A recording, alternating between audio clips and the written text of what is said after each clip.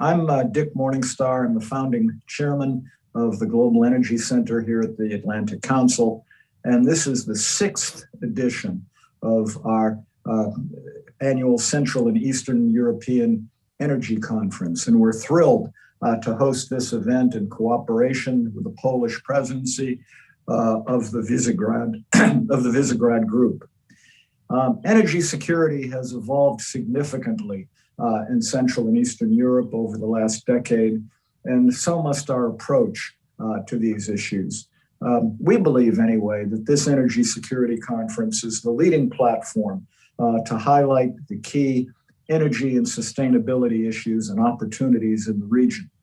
We have really a stellar lineup of high-level speakers today who will discuss cooperation on decarbonization, gas, critical infrastructure, nuclear deployment, grid security, and the role of cities in the energy transition. You know, it seems like over the past several years when one talks about energy in Central and Eastern Europe, it always ends up a discussion about, Russian dominance of gas supply, things like Nord Stream 2. We're really not going to get into that today. We're going to get into these other issues that I mentioned, which actually do relate to energy security. But it goes far beyond some of the issues that we generally talk about with respect to Central and Eastern Europe. You have, several ways of joining us today. You can watch on the Atlantic Council website or on social media, Twitter and Facebook, and please use the hashtag pound capitals NRG security with a capital S and capitals CEE as you share your thoughts about the conference. Now I'm going to read these instructions that the wonderful Olga gave me, who deserves all the credit for putting this conference together. So I hope, I'm a little confused by it, but I think you'll understand maybe more than me. So if you registered through Zoom, you've received access to a private page with separate links to each panel. Please don't close out of this page, as you'll need to keep coming back to this private page to join each panel. For example, when this session ends, you'll click on the link, which is for the next panel, which is on net zero.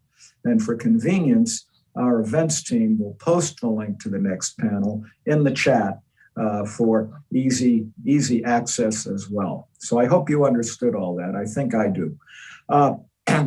Okay, now it is a tremendous pleasure for me to introduce, to give opening remarks, our keynote speaker, Ditte Juul Jørgensen, the Director General for Energy at the European Commission. Ditte has become a great friend since she's took on the role of Director General, and we welcome you back again to the Atlantic Council. And I think I just want to point out briefly that I think you're really at the fulcrum of what is happening in Central and Eastern Europe and really throughout all of Europe, combining the energy transition, the green recovery, geopolitics, energy security, all of which are so heavily relevant to what's happening in Central and Eastern Europe and very much intertwined. So I'll turn the floor over to you, Ditte, and we're looking forward to your remarks. Well, thank you very much, Ambassador Morningstar. Dick, it's really nice to see you again. Good morning to everyone across the Atlantic, and good afternoon to anyone watching from here on this sunny day in Europe as well. It's always great to be here with you in the Atlantic Council. So thank you very much to you, Dick, but also to the Polish presidency of the Visegrad Group for inviting me to share some thoughts on climate and energy security in Central and Eastern Europe. So what I would like to do in these opening remarks is to look at three main points. First of all, of course, the Green Deal, which is the driver, our roadmap for climate neutrality and the energy transition. Say a few words about energy security. What does it mean today? Where are we? But also look at the future of energy security in relation to the Green Deal. What does it mean in this changing energy scene that we have? So first of all, on the Green Deal, The world looks rather different today than what it did back in 2007 when European leaders first announced targets for 2020 to help address the climate change and clean the energy mix and the energy composition. We've seen a lot of financial upheaval and challenges, socio-economic challenges, quite a significant change in the geopolitical setup since we first addressed climate change at leaders level. And 2020, which was our target, has come. It's gone again, an interesting year. But of course, the climate urgency hasn't fallen off the agenda. It is, if anything, more urgent, more important than it was back then. And it remains very, very central to the European agenda. So what we have done is that we have set new climate targets for 2030, first of all, but we have also now revised those targets upwards. We had a target of 40% emission reduction in 2030, and we have now strengthened that to a 55% reduction in greenhouse gas emissions by 2030 and climate neutrality for Europe by 2050, as enshrined in the European Green Deal, but also in the recently agreed climate law, making these targets legally binding for all European countries and institutions. Now, the pace of the technological change that we have seen over the last decades really allows us to go further than we had thought we could, and also accelerate the change that is necessary, including, of course, or in particular, in the energy system, because energy represents such a significant part of our greenhouse gas emissions.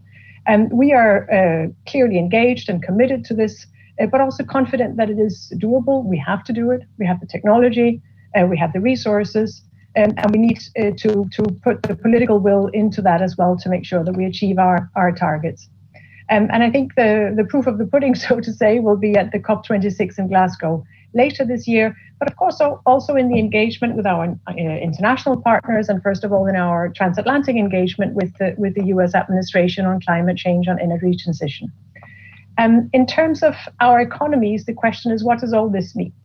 And what we see is that we are going to need a fairly significant shift in our economies and our approach, really to change the idea in which we produce energy and consume energy, and of course also therefore the way our economy is organized, because energy is such a central part of our economy and of our markets. What we are doing to help that at European level is, first of all, significant financing and investment. We are making 1.85 trillion euro available to help finance this transition over the coming 7 years and build a greener economy, a more digital economy, but of course also a more resilient economy. And I'll come to the security aspects shortly. And what we do see across Europe, across our 27 member states, is of course that the level of the challenge of this energy transition varies quite significantly. Member states simply have different starting points, different geography, and different challenges in that context. And so we see that for some member states, the actual impact on the population, on the industry, and on the energy system is bigger than for others. And that's where European support and a common European framework are really important to help make the transition happen in a way that includes all and serves the benefits of all. So our philosophy in this is really to make sure that no region, no sector, no member state, no individual is left behind in this clean energy transition, so that it also becomes a just transition across Europe. We've established a just transition mechanism to support those specific regions and individuals that will provide almost 20 billion euros in extra support to coal and carbon intensive regions in transition. We're providing technical support, including the initiative for coal regions in transition, supporting local and regional authorities and businesses addressing socioeconomic impacts, and providing practical support and exchanges for best practices that can benefit these regions or these businesses. But of course, the energy transition and the challenges are not limited to European Union member states. We're 27 member states, but we also have close neighbors that are closely linked into Europe and our economy and our energy system. So the Western Balkans and Ukraine are the most important examples, or the most obvious examples there. And we also have expanded our initiative for coal regions to Western Balkans and Ukraine exactly for that reason. So a very interesting agenda in terms of the energy transition and its importance, as you also said, Dick, for achieving climate change, but also for the economic change and recovery that is necessary now. Now, the second point I wanted to address is energy security. And as you know, and we have discussed it before also here in the Atlantic Council, natural gas has been central to our energy security of supply over decades. And natural gas still plays an important role in our energy system. It's about a quarter of our total energy mix at European level. But despite the importance of natural gas in the system, we have come a very long way since the gas crisis in 2006 and 2009 and the challenges that brought. What we have done essentially is to diversify our supply to get higher security of supply through diversification primarily. We have invested in new infrastructure across the European Union.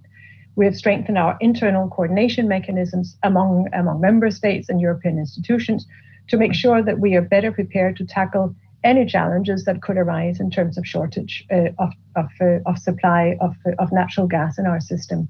And today, that means that practically all of the European regions have access to several sources of supply.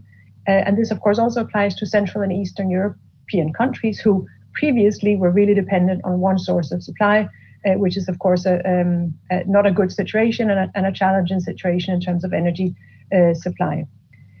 By 2019, 20% of our natural gas imports came via LNG terminals. That has been one of the methods of diversification for us.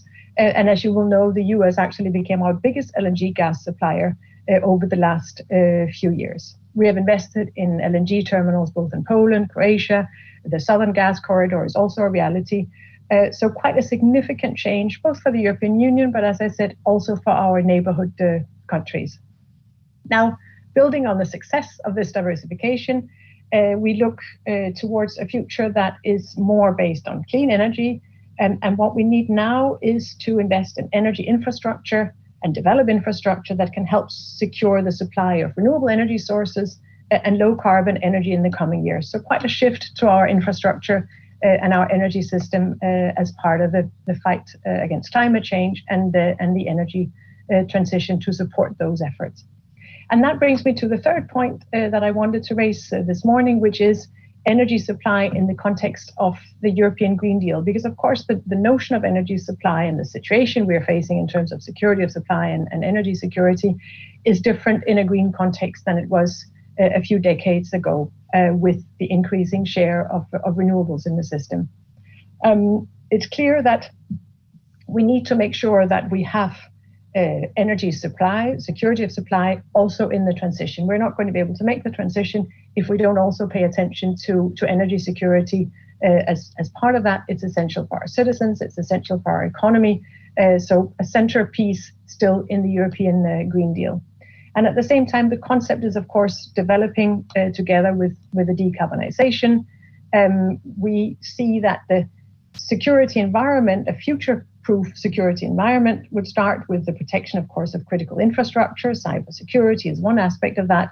But we also need to look at the developing threats in that context. Digitalization brings a lot of benefits, including in terms of ensuring smart and clean use of our energy. But it's a double-edged sword in that context. It makes the energy system smarter, but it opens up risks as well. We have seen cyber attacks. We have seen cybersecurity breaches that jeopardize the security of energy supply and the privacy of consumer data. So challenges to cybersecurity are really central in our energy security agenda and are developing rapidly, as you have also seen on your side of the Atlantic. And I think we have also seen as well that the COVID-19 crisis and everything that it brought has amplified our dependence on digital tools. It has taught us to make good use of the tools, but it is also a security risk that we need to address and take seriously. At the same time, energy has some specificities that require particular attention in this security context. First of all, there are real-time requirements. Some energy systems need to react so fast so that what would otherwise be standard security measures cannot necessarily be carried out because that could cause delays in the energy system. We've got cascading effects. If you have an outage in one country, this could trigger blackouts or shortages of supply in another country in a matter of minutes, which of course can have significant impact. And then we have legacy systems in our system that will be combined with new technologies And so there's a need for an upgrade and better connection and a modernization of these systems. So this requires very close cooperation and coordination. What we see is that there's a strong interest across Europe for a closer cooperation at European level in cybersecurity in relation to energy. We can't act in isolation. It's not going to deliver the degree of security that we need in our system. Now, cybersecurity and the digitalization is, of course, only one aspect of energy security and security of supply. And there are many other aspects. We see a shift with a higher share of renewable energy in our energy system. That brings more energy independence, but it can also shift the dependence to other parts of the value chain, for example, critical raw materials that are necessary for both photovoltaic and wind turbines. So a different view, a broader view, I think, on energy security and security of supply is what is needed in these times, and of course also very much in Central and Eastern European countries. So I think in many years from now, when future generations will look back at our 2030 targets and our aim for climate neutrality, I really hope that we can show that we have made the right choices, that we have had the levels of ambition that were necessary to make a genuine change and to make it together across Europe, but also across the Atlantic and with other international partners, ensuring both clean energy, but also energy security and affordability of energy for the citizens. Thank you very much. Thank you very much. That's just a terrific overview of the issues that we'll be dealing with today. We have a couple of minutes left. Maybe I could ask you a question or two. The first thing, I'd be interested in your reaction. You know, the Biden administration has been in place now for somewhat over 100 days. It's still early. There are still positions that have to be filled. So, you know, that takes time. But how do you see things as to transatlantic cooperation? What can we do together with the Commission and with Central and Eastern European countries to coordinate and work together on some of these issues, whether through the 3 Cs initiative? DOE has had its PTEC program, which we may hear later about what's going to happen with respect to that. And other ways of cooperating. How can we coordinate and cooperate? Well, I think we have traditionally over the last decade, we've had a close cooperation with the US on energy issue. We have a lot of commonality of interest and overall direction, and also some geopolitical considerations that are common across the Atlantic, despite the geographic distance between the two.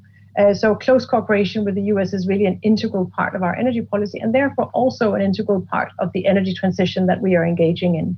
And I think this is important for all European member states, all 27, but it is very important for Central and Eastern Europe, and you've seen that in some of the initiatives that you have mentioned, Dick. They really have been central to bringing security of supply, energy security, and energy transition forward in all parts of Europe, but with a great engagement from the US and from Central and Eastern Europe in this common agenda.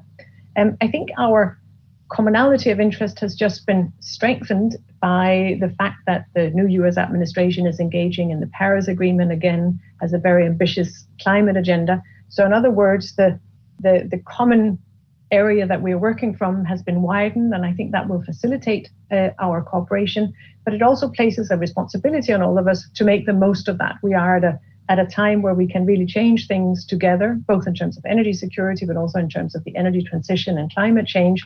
And so we need to make good use of this moment we have. And I know across Europe, there's a strong interest in doing that. We've got the summit coming up early next week.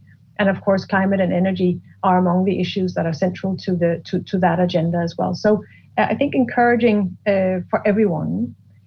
We have had, we've established a while ago, 10 years ago, the US-EU Energy Council, as you know, and I hope that we will be able to meet in that format in a near future to discuss some of these different issues, including issues of particular interest and relevance to Central and Eastern European countries in an energy context. Great, thank you. You know, speaking of the US-EU Energy Council, and I know over in Brussels you call it the EU-US Energy Council, but there's been some discussion I know I certainly brought it up several times, that maybe it should become the US-EU Climate and Energy Council. Has any further thought been given to that? I know I had some conversations with Kerry's office early on, haven't heard anything more about that. Is that something worth pursuing? Well, I think maybe 2 points on that, Dick. I think whether we change the name to refer to climate explicitly or not, it's clear that the climate agenda is with our energy policy. It's part of our energy policy because our energy policy is necessary to deliver on the change that will help reduce greenhouse gas emissions and tackle climate change decisively. So in any case, I think all discussions on energy will also be looking at the climate aspect. At the same time, I think it's important to retain a forum where we discuss broader aspects of energy policy. There is a more security-related energy agenda, security of supply, diversification, that also needs to be addressed. So whatever the name of the council, I think climate will be discussed, and we need to make sure that there's room for discussing also this broader energy agenda that remains entirely relevant for both, I think, the US and the European Union, and certainly very much for Central and Eastern European countries, given geography, history, infrastructure in the context of energy policy. Yeah, I think those are really, really important points. And maybe the last thing I'll ask you, sometimes I think not enough attention is given to the relationship between the energy transition and energy security. You made reference to that, I think, in your remarks, opening remarks.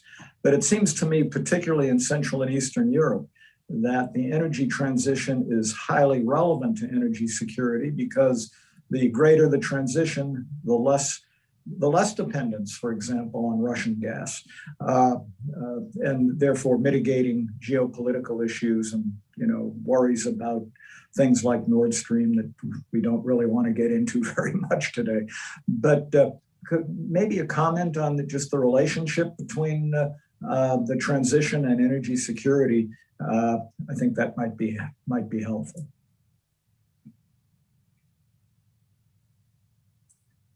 I think you're on mute, Ditte. Sorry for that. Yes. There you go. I fully agree with you, Dick. As you say, the energy transition is also an opportunity to become more energy secure by a further diversification, by a more independent energy supply through new sources and renewable sources that are local. So I think it's a great opportunity to strengthen both our climate efforts and our energy security efforts, and our efforts towards cost-effective energy and strengthening our competitiveness, because the investments into these energy changes are job creating, are growth creating. These investments are necessary for innovation, technology, competitiveness globally, more trade and investment into these green technology sectors. So there are many aspects of this energy agenda that we need to bring together, as we try to do in our European Green Deal, and as we also try to do with our partners, and in particular the US internationally. So I think the two agendas really belong together. I think it's important that we don't forget that in our discussions about the energy transition, that it is as much about the cost effectiveness, the competitiveness, energy security, security of supply, as it is about the green transition. They really go together. And similarly, I think the issue of our energy markets, the functioning of energy markets, ensuring liquid markets internationally, ensuring interconnected, well-functioning markets in Europe and across Europe, are essential to doing this in a cost-effective way, just like the private sector, private investments are really a part of achieving it. So it's a broad economic agenda that can have a lot of that will have a significant impact on our economy, on the way we organize ourselves, as I said, and that we really have to get right in terms of how do the different instruments and aspects work together, and how do we make sure that we pursue the different objectives together in a way that can reinforce each other. And that, I think, is relevant for everyone, but there is a very important consideration here for Central and Eastern European countries, also because of their current energy mix and because of some of the changes that have to be made either nationally or regionally or locally in those countries. That's great. Thanks very much. Thanks very much, Ditte. I think, unfortunately, we've reached the end of our time. I think we could go on forever talking about these things, but this has been really terrific, and I know we all appreciate your comments. And I encourage our audience to tune in to the next panel on reaching net zero. There's a link in the chat right now, or the link is on the website or on the page that you received, if I'm remembering the directions right. So we're going to sign off now. And again, thanks very much, Ditte, for being with us, and looking forward to seeing you again, and hopefully in person before too long. Indeed. Thank you very much.